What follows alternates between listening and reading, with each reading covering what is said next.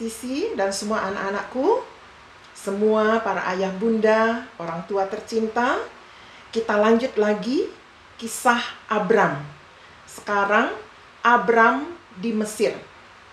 Yang kemarin Abram dipanggil oleh Tuhan, ya. Kita akan melihat bagaimana Abram di Mesir. Bagaimana ia menghidupi kehidupannya di Mesir.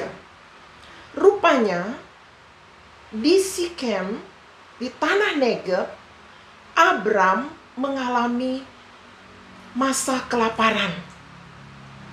Jadi Abram berpindah sekarang ke Mesir untuk tinggal di Mesir sebagai orang asing, ya.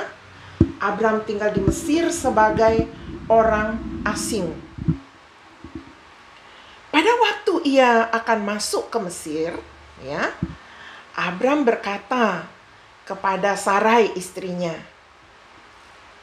Dia bilang begini, "Memang aku tahu engkau itu adalah seorang perempuan yang cantik parasnya. Nanti apabila orang Mesir melihat kamu, mereka akan berkata, 'Oh, itu istrinya.'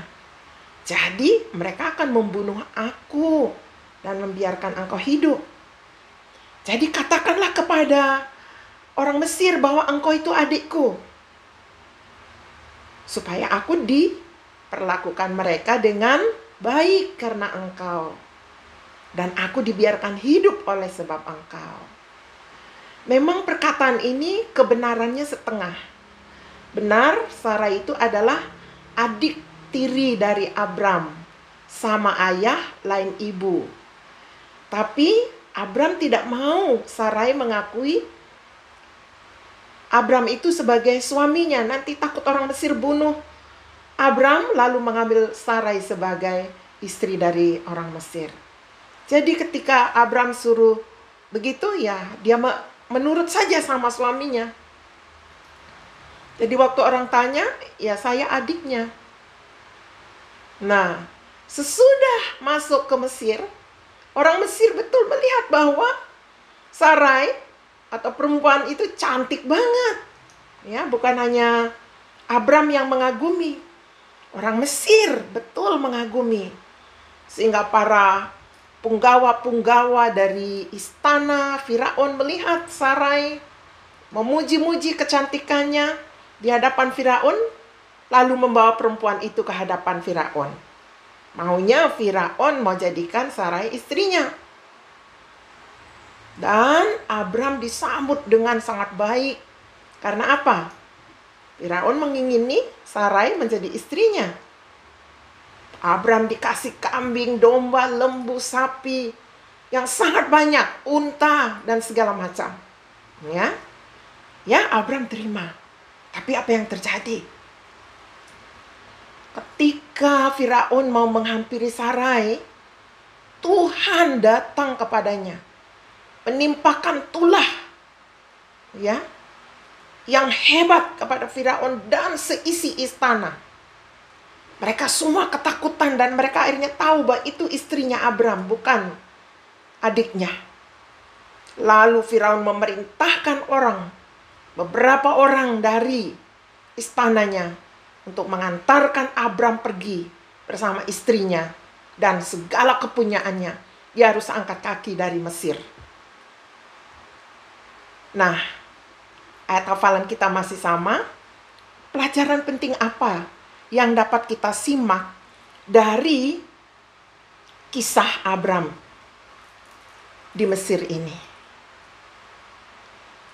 Adik-adik, yang pertama, jangan kita bohong.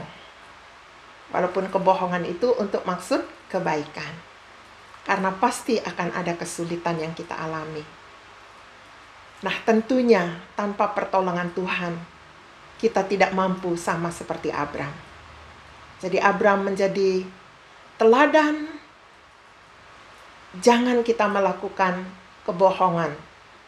Karena Abram, ketika dia melakukan kebohongan, dia juga mendapat celaka.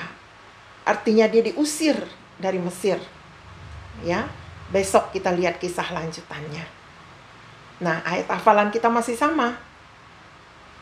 Berfirmanlah Tuhan kepada Abram, pergilah dari negerimu, dan dari sanak saudaramu, dan dari rumah bapamu. Jadi ada tiga hal.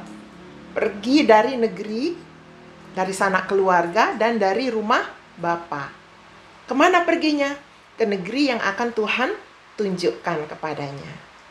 Demikian juga tiap-tiap kita dipanggil untuk melaksanakan tugas tertentu. Ikutilah panggilannya itu. Om akan berdoa untuk kalian semua dan untuk para ayah bunda sebelum kita berpisah. Tuhan Yesus, berkatilah kiranya cerita ini sehingga tiap-tiap kami belajar sesuatu di dalamnya. Kami tidak boleh mengucapkan hal-hal yang dusta walaupun itu untuk kebaikan. Kami tahu kami pasti akan mengalami kesulitan. Ampunilah kami ya Tuhan, tuntunlah kami di jalan-Mu. Dalam nama Yesus, kami siap melakukan firman-Mu. Amin. Sampai jumpa besok malam.